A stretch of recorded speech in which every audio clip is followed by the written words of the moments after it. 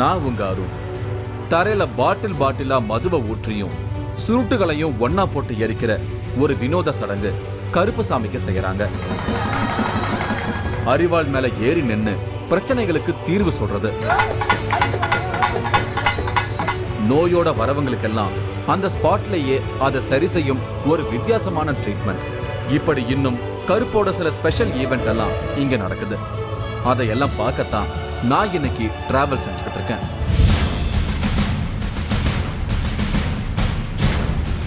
பாட்டிலாக மது ஊற்றி கருப்புசாமிக்கு படையல்.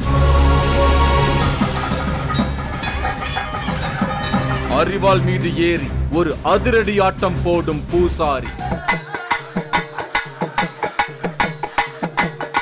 தள்ளாடி வந்தவரை கம்பீரமாக நடக்க வைத்த அதிசயம். சேத்தியாத்தோப்புக்கு பக்கத்துல ஆறுமுகம் அப்படிங்கிறவரோட உடம்புக்குள்ள கருப்புசாமி வந்ததும் ஆவேசமா அரிவாள் மேல ஏறி நின்னும் மக்களோட சில பிரச்சனைகளுக்கும் கொடிய நோய்களுக்கும் தீர்வு தருவதா எனக்கு ஒரு தகவல் கிடைச்சிருக்கு. அந்த அமானுஷ்ய மனிதரை சந்திக்கத்தான் நான் இப்ப சேத்தியாத்தோப்பு கருப்புசாமி கோயிலுக்கு வந்திருக்கேன்.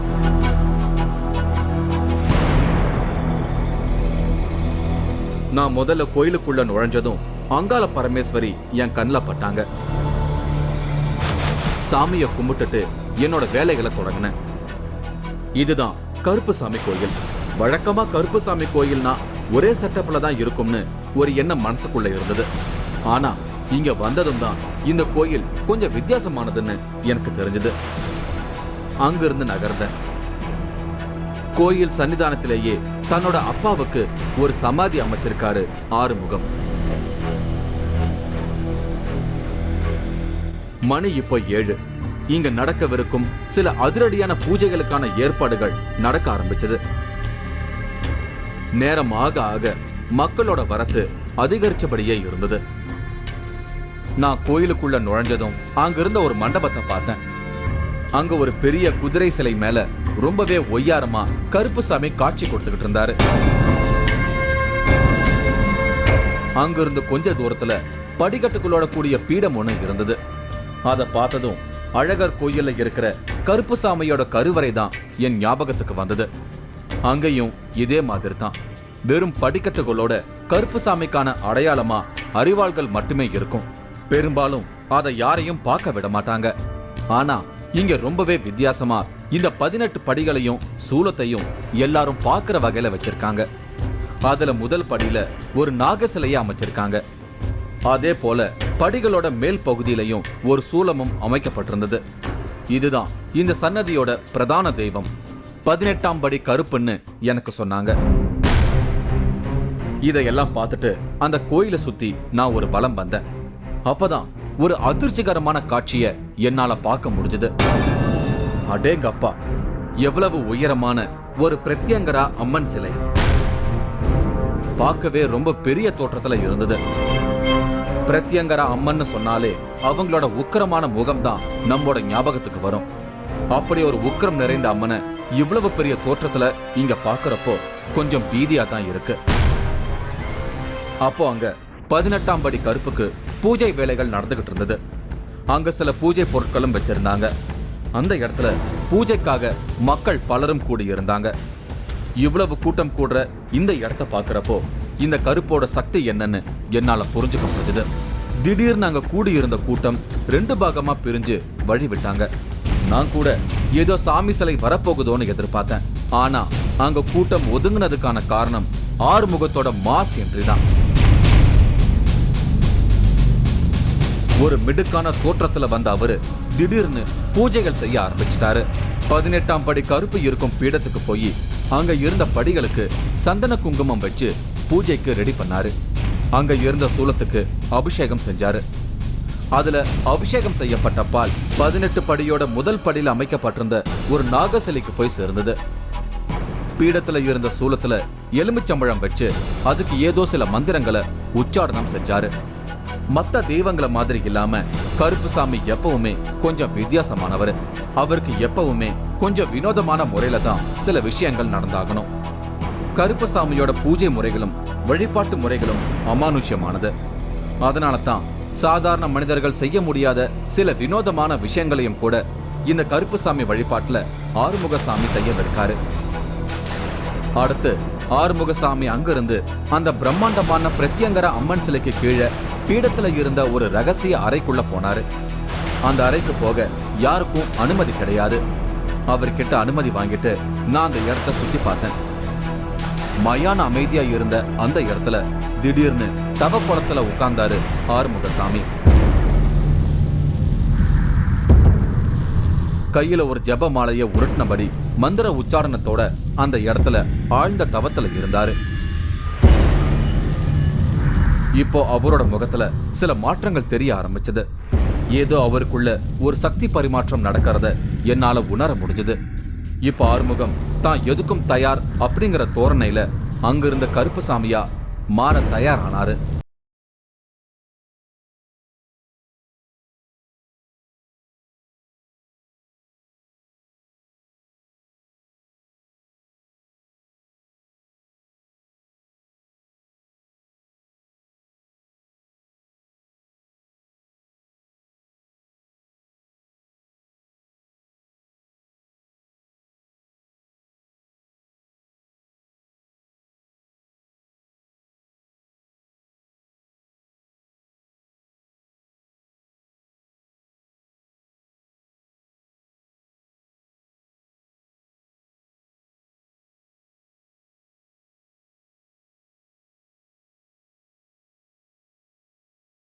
தயாரானாரு.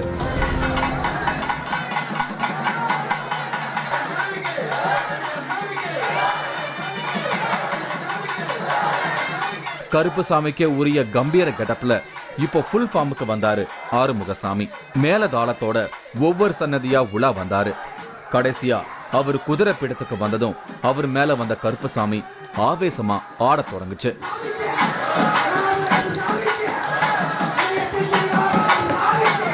அங்கிருந்த பூசாரிங்க அவரை கட்டுப்படுத்த ரொம்பவே கஷ்டப்பட்டாங்க. அது மட்டும் இல்லாம அவர் ஆடின ஆட்டத்துக்கு ஏதுவா கையில ஒரு அரிவாளையும் கொடுத்தாங்க.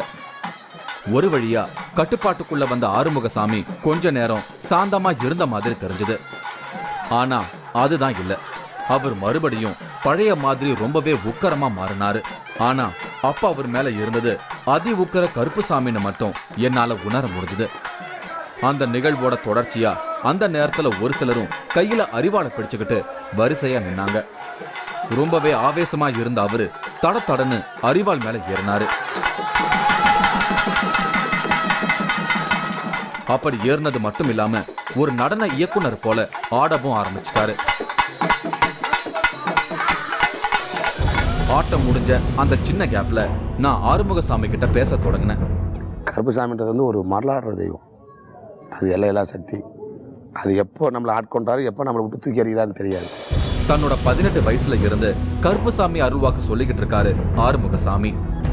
அதுக்காக இவரு தன்னோட சின்ன வயசுல இருந்தே கடுமையான கட்டுப்பாடுகளை கடைபிடிச்சுக்கிட்டு வராரு. எனக்கு அவர் சொல்ற தகவல்கள் எல்லாம் கேட்க ஆச்சரியமா இருந்தது. இந்த கருப்புசாமி வழிபாட்டுக்கு அடிமை சாசனம் எழுதி வாங்கப்படுமா? அதாவது ஒரு செப்பு தகடுல பட்டயம் எழுதி கொடுக்கணுமா? நீண்ட நாள் விரதம், கடுமையான தவம், இப்படிப்பட்ட கட்டுப்பாடுகள் அதுல இருக்கும்னு சொல்றாங்க. அப்படி எழுதி கொடுக்கிற பட்டயத்தை கொள்ளிடம் காவிரி ஆத்துல கொண்டு போய் விட்டுடுவாங்களாம். அப்படி அதுக்கு ஒத்து வரும் பட்சத்துலதான் இவங்களுக்கு கச்சை கட்டப்படும்னு இங்க ஒரு நடைமுறை பழக்கத்துல இருக்கு. அவங்க வழி வழியா அந்த 13 தலைமுறையா கருப்புசாமிக்கு அடிமை சாசனையை கொடுத்துருக்காங்க. எனக்கு வந்து நான் அவனை சொல்கிற கட்டுப்பாடுகள் நடந்தால் மட்டும்தான் உன்னை நான் கச்சை கட்ட அனுமதி கொடுப்பேன்னு எனக்கு கேட்டாங்க. எனக்கு நிறையா ஒரு சட்டத்திட்டங்களை வைத்தாங்க.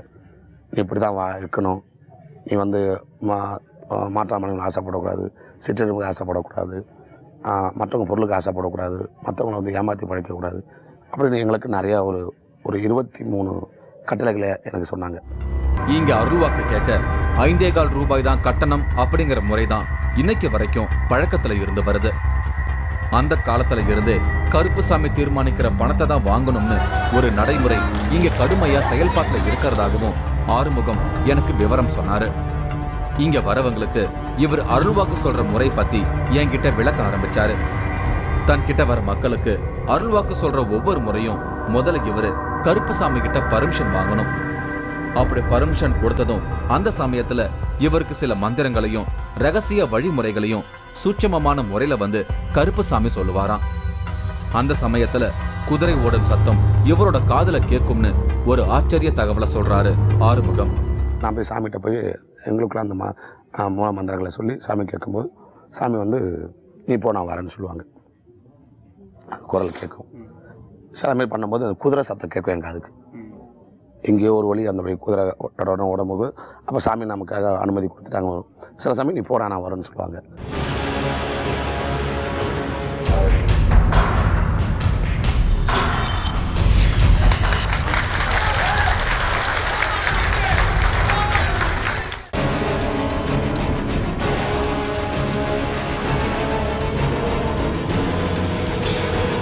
மூன்றாவது கண் இடைவேளைக்கு பின் தொடரும்.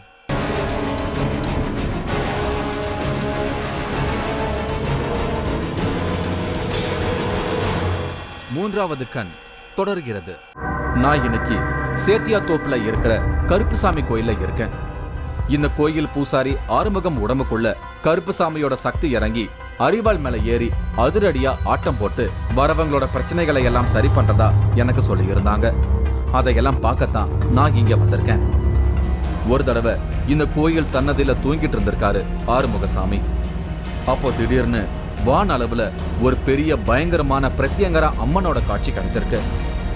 அம்மன் தன்கிட்ட தன்னோட சிலைய பிரம்மாண்டமா கட்டும்படி சொன்னதால தான் இப்போ இங்க பிரத்யங்கர அம்மன் சிலை இந்த அளவுக்கு பிரம்மாண்டமா கட்டி இருக்கிறதா சொல்றாரு ஆறுமுகசாமி. பார்த்தீங்கன்னா இந்த பூமியிலேருந்து அப்படியே வளைஞ்சி வானத்துக்கு போனால் அப்படி இருக்கும். பார்த்தீங்கன்னா அவ்வளோ பெரிய உடம்பு, அவ்வளோ பெரிய கை, அவ்வளோ பெரிய தலையோட ஒரு உருவத்தை நான் பார்க்குறேன். எனக்கு அந்த உருவத்தை பார்த்தோன்னே ஒரு பெரிய அந்த ஒரு காட்சி பார்த்துனே இருக்கும்போது அண்ணாந்து முகத்தை பார்த்தோன்னே எனக்கு பயம் டக்குன்னு பயந்து ஏஞ்சிட்டேன். இப்போ நான் கருப்புசாமிகிட்ட கேட்டேன், எதுக்கு இப்படி ஒரு காட்சி? இது வரைக்கும் நான் ஏன்னா அம்பாலோட எப்போ சாமி போய் அம்பாலை கும்பிடுவேன், அவ்வளோதான். அதனால் எது கேட்கும்போது நான் வந்து கன்னிதேவோட காவல் தெய்வம், இந்த மண்ணுக்கு நாளுக்கு நாள் கூட்ட அனிமல் வர ஆரம்பிச்சிடும்டா. பிரத்திங்கரான்ற வந்து சத்ரு சம்கார நாசினி. இவர் ஜானகிராமன் குறிஞ்சிப்பாடியை சேர்ந்தவர். காதல் திருமணம் செஞ்சிருக்காரு. திருமணமான சில மாதங்களிலேயே இவரோட வாழ்க்கையில நிம்மதி இல்லாம போயிருக்கு. இவர் தன்னோட வேலையெல்லாம் முடிச்சுட்டு நைட்ல வீட்டுக்கு வந்து பார்க்கும்போது இவரோட மனைவி கான்சியஸ் இல்லாம இருந்திருக்காங்க. அந்த நேரத்துல அவங்க உடல்ல அசைவு ஏதும் இருக்காதான். ஆனா அந்த நேரத்துல அவங்க முகம் மட்டும் சிரிச்சபடியே இருந்திருக்கு. இத பார்த்துட்டு பயந்து போன ஜானகிராமன் அவங்க கண்ணத்துல ஓங்கி அரைஞ்சதும் இயல்பு நிலைக்கு திரும்பிடுவாங்களாம். இதையெல்லாம் பார்த்து பயந்து போன ஜானகிராமன் ஒருத்தர் மூலமா கருப்புசாமி கோயிலை கேள்விப்பட்டு அவங்கள இங்க அழைச்சிட்டு வந்திருக்காரு. இங்க வந்ததுமே இவங்க மனைவி மேல பேய் இருக்கிறது கண்டுபிடிச்சு அவங்களை குணப்படுத்தி இருக்காரு ஆறுமுகசாமி. நான் நைட் வேலை செஞ்சுட்டு வருவேன், வந்து பார்த்தா இந்த பிள்ளை பார்த்துட்டு சிரிக்கேன், தலை பட்டின ஆடு பயத்தில் எந்திரிச்சு உட்காந்துட்டு, நானும் இந்த பிள்ளைய எந்திரிச்சு உட்காந்துட்டு, இந்த பிள்ளை எந்திரிச்ச உடனே தட்டினா எந்திரிக்காது, சப்புன்னு கன்னத்தில் ஒரு அரையணும். இந்த பிள்ளை அப்பவும் அந்த நாகை மாவட்டத்தில் உள்ள எத்தனை கோயில் இருக்குது அத்தனை கோயிலை அலைஞ்சிட்டேங்க. அத்தனை கோயிலுக்கும் போகிற வரைக்கும் இது பாட்டு தலையாட்டு, எல்லா கோயிலுக்கும் போகலாம் வரலாம் அப்படின்னு சொல்லு. ஆனால் இந்த கோயிலுக்கு கூப்பிட்டேன் பாருங்க, வரவே முடியாதுன்னு தலையாடுச்சு. எனக்குன்னு யாருப்பா இருக்கான்னு சொல்லி ஒரு தட்டு கண்ணீர் கீழே சொட்டலைங்க. புரிஞ்சபடி யாராவேன் கண்ணீர் சொட்டுறவேன் அப்படின்ட்டு அப்பா கூப்பிட்டாங்க. அப்பா அதை வாரம்பான்ட்டு அழுதுட்டு போனேன். உள்ளே போவேன், உட்கார்றாமானையே நான் கலகிறேன் அப்படின்னாங்க. உட்காந்து என்னால் முடியல, கண்ட்ரோல் பண்ண முடியலைங்க. உட்காந்து அப்பா காலை பிடிச்சிக்கிட்டு அப்பா அப்பா அப்பா அப்பான்னு அழுகுவேன். அப்புறம் இந்த பிள்ளையும் உட்காந்துட்டு அப்பா அப்பான்ட்டு அப்புறம் உள்ளே போன உடனே தனிக்கு இந்த பிள்ளை வேண்டுதல் வைக்கல, நான் தான் வேண்டுதல் வைக்கிறேன். ஆனால் இந்த பிள்ளையை கூப்பிட்டு உன் உடம்பு சரி பண்ணி தரேன்தா, இப்போ உடம்புல உள்ளது பூரா விலகிருச்சு, விலைக்கு தந்துட்டேன். இவங்க அகமத் அனிஷா. இவங்க பிறப்பால இஸ்லாம் மதத்தை சேர்ந்தவங்களா இருந்தாலும் இவங்களுக்கு கருப்புசாமி வழிபாட்டுல அதீத நம்பிக்கை இருக்கு. கடந்த சில மாதங்களா இவங்க கணவரை பிரிந்து வாழ்ந்திருக்காங்க. தன் கணவரோட திரும்பவும் சேர்ந்து வாழணும்னு ஒரு வேண்டுதலை வச்சு இங்க கருப்புசாமி கோயிலுக்கு வந்திருக்காங்க. 45 நாட்கள்ல அவங்க கணவர் இவங்களோட வந்து சேருவாருன்னு கருப்பு வாக்குல சொல்லியிருக்கு. அதே மாதிரி இவங்க கணவர் 45வது நாள்ல இவங்களோட வந்து சேர்ந்திருக்காரு. அதனால இவங்களோட வேண்டுதல் நிறைவேறினதும் செவ்வரளி பூ, நாட்டுக்கோழி முட்டை, இப்படி இவங்களோட நேர்த்தி கடனை கருப்புசாமிக்கு செலுத்தி இருக்காங்க. திரும்பி வந்து எங்கள் வீட்டுக்காரர் என்னோட சேர்ந்து வரணும், இது மாதிரி இவ்வளோ நாளாக நாங்கள் பிரிஞ்சு இருக்கிறோம்னு சொல்லி நான் கேட்டேன். திரும்பி காட்டுமன்னார்குடி கூறி 1, காட்டுமன்னார்குடி கூறி 2, காட்டுமன்னார்குடி கூறி 3ன்னு கூப்பிட்டாங்க. திரும்பி ஓடுனதுக்கு உங்கள் வீட்டுக்காரர் 45 நாளுக்குள்ளே உங்ககிட்ட சேர்ந்து வருவாருன்னு சொன்னாங்க. வீட்டுக்காரர் வந்துருவாருன்னு சொன்னாங்க. திரும்பி அதே மாதிரி எங்கள் வீட்டுக்காரர் வந்துட்டாரு. இவர் சிவகுமார், பெரம்பலூரை சேர்ந்தவர். இவங்க பையனுக்கு தாடையில் ஒரு கட்டி இருந்திருக்கு. டாக்டர் கிட்ட போனதும் அது கேன்சருக்கான அறிகுறின்னு ரிப்போர்ட் கிடைச்சிருக்கு. ரொம்பவே பயந்து போன சிவகுமார் இந்த கோயிலுக்கு வந்து பார்த்திருக்காரு. அப்ப ஆறுமுகசாமிக்குள்ள இருந்த கருப்பு அந்த கட்டி மேல விபூதியையும் எலுமிச்சம்பழத்தையும் தேய்ச்சு சில மந்திரங்களை சொல்லியிருக்கு. கொஞ்ச நாள் கழிச்சு மறுபடியும் டாக்டர் கிட்ட செக் பண்ணி இருக்காரு சிவகுமார். அந்த செக்கப்ல கேன்சருக்கான தடயமே இல்லாம மறைஞ்சு போயிருக்கிறதா டாக்டர் ரிப்போர்ட் கொடுத்திருக்காரு. இப்படி கேன்சரோட அறிகுறி காணாமல் போனது இந்த கருப்புசாமியோட கருணை தான்னு ரொம்பவே மிரட்சியா சொல்றாரு சிவகுமார். இன்னைக்கு இங்கே கட்டி இருந்தது. ஆத்தூர் ஹாஸ்பிட்டல், ஒரு ஹாஸ்பிட்டல் பார்த்தேன். இங்கே முடியாதுன்ட்டாங்க. சேலம் கோகுலத்துக்கு கொண்டு போனாங்க. அங்கே எடுத்து செக்கப் பண்ணோம்னாங்க. எல்லாம் பார்த்துட்டு கேன்சர் மாதிரி சொன்னாங்க. எனக்கு அவங்க சொன்ன வார்த்தை நம்பிக்கை இல்லை. நேராக அப்பாக்கிட்ட அழைச்சிட்டு வந்துட்டேன். அப்பாக்கிட்ட சொன்ன இந்த மாதிரி ஆறுமுகசாமி அப்பாக்கிட்ட இந்த மாதிரி சொல்கிறாங்க போனேன். கூட்டிகிட்டு பண்ணார். கையை வச்சார். சுத்தமாக அது என்னன்னு இப்போ எங்கே இருக்குன்னே தெரியல. தாவாயில் வச்சு ஏதோ ஒரு மந்திரம் சொல்லிட்டு இருந்தாங்க. அதில் ஒரு இப்படி பண்ணதுக்காட்டியும் அது அந்த கட்டி போயிடுச்சு 1 மணி நேரத்தில். இனி பரபரப்பான கட்டத்தை சந்திக்க வேண்டிய நேரம் ஆரம்பமாயிடுச்சு. ஒரு பெரிய அரிவாள் கொண்டு வரப்பட்டு அது மேல ஏறி நின்னுகிட்டு தன்னோட ஆட்டத்தை மறுபடியும் ஆரம்பிச்சாரு ஆறுமுகம் உடம்புக்குள்ள இறங்கி இருக்கும் கருப்புசாமி. எல்லா கருப்புசாமிகளும் அரிவாள் மேல ஏறி நின்று ஆடுறது சகஜம்தான். ஆனா எனக்கென்னவோ இந்த ஆட்டம் மட்டும் கொஞ்சம் வித்தியாசமா தோணுச்சு.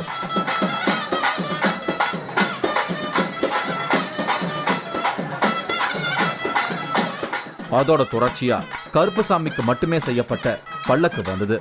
அதுல உட்கார்ந்துகிட்டு அவர் சுருட்டு பிடிச்சுக்கிட்டு புரியாத பாஷையில பேச ஆரம்பிச்சாரு.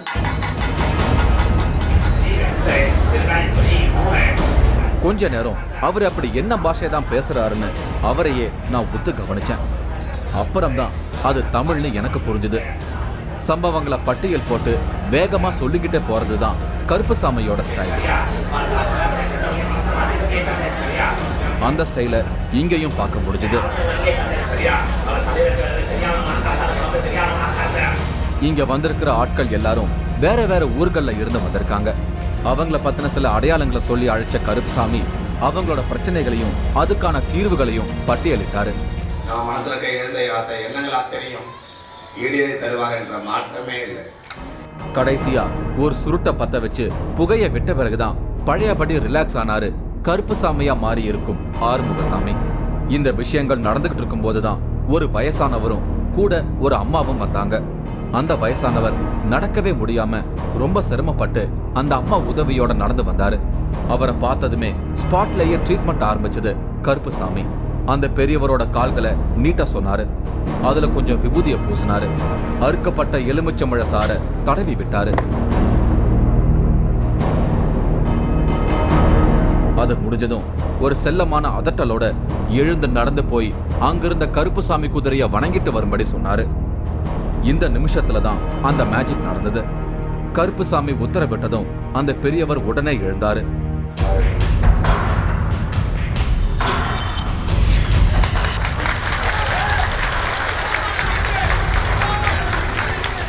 யாரோட உதவியும் இல்லாம தானாகவே நடக்க ஆரம்பிச்சாரு. அதை பார்த்ததும் எனக்கு ரொம்ப ஆச்சரியமா இருந்தது. மெதுவா நடந்து அங்க இருந்த கருப்புசாமி குதிரைய வணங்கிட்டு வந்தாரு. இந்த காட்சியை பார்த்ததும் ஒரு கணம் என் உடம்பெல்லாம் சிலிர்த்து போச்சு. வரும்போது நடக்க ஒரு துணையோட வந்தவரு இப்ப போகும்போது யாரோட உதவியும் இல்லாம தனியா நடந்து போறாரு. இதை விட ஒரு அதிசயம் வேற என்ன வேணும்? இந்த சம்பவம் எனக்கு கொடுத்த அனுபவத்தை உணர்ந்துகிட்டு இருக்கும் போதே இங்க இன்னொரு பெரிய விஷயம் நடந்தது.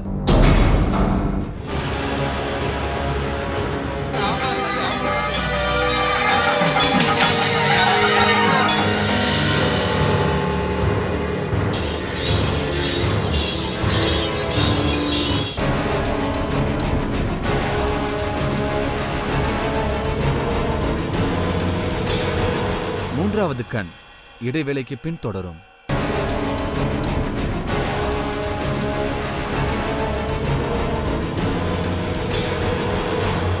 மூன்றாவது கண் தொடர்கிறது.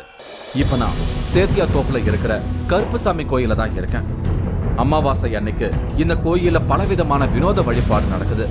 அது மட்டும் இல்லாம பூசாரி மேல வர கருப்பு இங்க பல அதிசயங்களையும் நிகழ்த்தி பலரோட பிரச்சனைகளையும் சரி பண்றாரு. அதையெல்லாம் பார்க்கத்தான் நான் இப்போ இங்க காத்துக்கிட்டு இருக்கேன். கருப்புசாமியோட குதிரைக்கு பக்கத்துல ஒரு பெரிய குழி வெட்டப்பட்டிருந்தது. அதுக்குள்ள வட்ட வடிவத்துல சுருட்டுகள் அடுக்கப்பட்டிருந்தது. எதுக்காக இப்படி வித்தியாசமா அடுக்க வச்சிருக்காங்கன்னு நான் யோசிச்சுக்கிட்டு இருக்கும் போதே அடுத்து அங்க நடந்த விஷயம் அதுக்கான பதில எனக்கு சொல்லுச்சு. அந்த சுருட்டுகளை பத்த வச்சாங்க. இதுவரைக்கும் உக்கரமா ஆடிக்கிட்டு இருந்த கருப்புசாமி இப்போ ஒரு மது ஒழிப்பு போராளி மாதிரி குதிரைக்கு பக்கத்துல அடுக்கி வச்சிருந்த பிராந்தி பாட்டில்களை எல்லாம் எடுத்து அந்த குழியில கொட்ட ஆரம்பிச்சாரு. அந்த எரியற தீயில பிராந்தியோட ரசாயனமும் கலந்து இன்னமும் கொழுந்து விட்டு எரிய ஆரம்பிச்சது. அந்த இடம் முழுக்க ஒரு வினோதமான வாடை பரவ ஆரம்பிச்சது. இப்படி படையல் செய்யறதால நேரடியா கருப்புசாமி இதையெல்லாம் காணிக்கையா எடுத்துக்கிறதா ஒரு நம்பிக்கை இங்க இருந்து வருது. அவருக்கு வாங்கி வச்சிருக்க இந்த சாராயம் எல்லாமே வந்து முன்னாடி குழி தோண்டி ஊற்றி எரிச்சிடுறாங்க. இது என்ன பழக்கம்? இது எதுக்காக? கருப்புசாமிக்கு வந்து அந்த பிராந்தி மக்கள் வாங்கிட்டு வராங்கன்னா சாமியோட நம்பிக்கையில் கருப்புசாமி கொண்டு வந்து பிராந்தியை கொடுப்போம், இந்த கறிச்சோறு போடுவோம், சாமி நம்மளை வாழ வைப்ப நம்பிக்கை. அதை எடுத்து நம்ம சாப்பிடக்கூடாது இல்லையா? நம்ம எந்த பொருள் கொடுத்தாலும் அது அக்னி மூலிமா அந்த பொருள் வந்து அந்த உடைய தெய்வங்களுக்கு போய் சேர்றது நம்ம வந்து ஆகம சாஸ்திரம். அப்போ என்ன பண்ணோம், நம்ம சாமிக்கு செய்கிறோம், சாமிக்கு உள்ளது சாமிக்கே போய் சேரணும். இது வரைக்கும் இதெல்லாம் நடத்திக்கிட்டு இருந்த ஆறுமுகசாமி ஏதோ மந்திரங்களை சொல்லிக்கிட்டு சாந்தமாகிற நேரத்துல திடீர்னு சரிஞ்சு கான்சியஸ் இல்லாம ஆயிட்டாரு.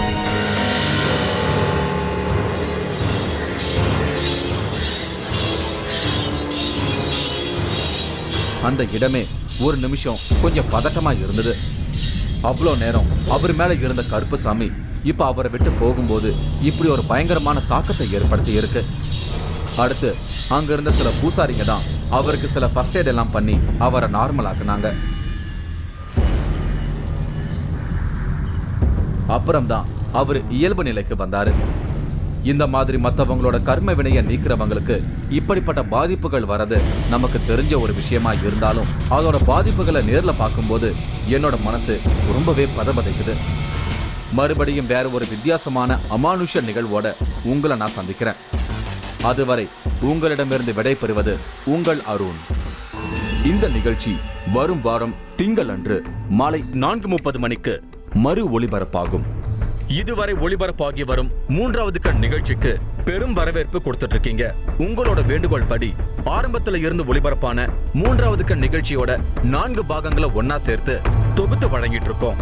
ஞாயிறு பிற்பகல் 2 மணிக்கு மூன்றாவது கண் நிகழ்ச்சியின் இந்த தொடர் ஓட்டத்தை பார்த்து மகிழுங்கள். நினைத்த காரியம் நடக்குமா நடக்காதா? தானாக எழுந்து நின்று காட்டும் தேங்காய்.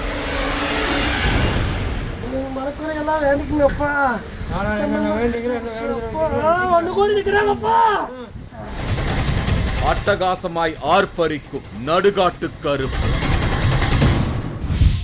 நீங்களும் இந்த திகில் பயணத்தில் கலந்து கொள்ள ஒரு வாய்ப்பு. மூன்றாவது கண் டிவி ஷோ என்ற Facebook பக்கத்தில் எங்களோடு இணைந்திடுங்கள். உங்களது அமானுஷ்ய அனுபவங்களை பதிவு செய்து இந்த நிகழ்ச்சியில் பங்கு பெறும் வாய்ப்பை பெறுங்கள்.